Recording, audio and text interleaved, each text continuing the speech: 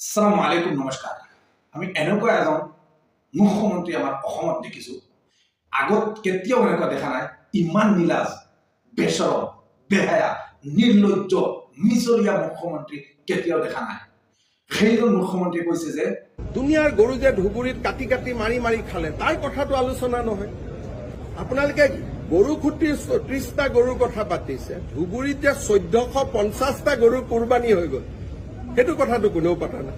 এইকেইটাটো চব চুৰি কৰি অনা গৰু আছিলে, এইকেইটাটো চুৰি কৰি অনা।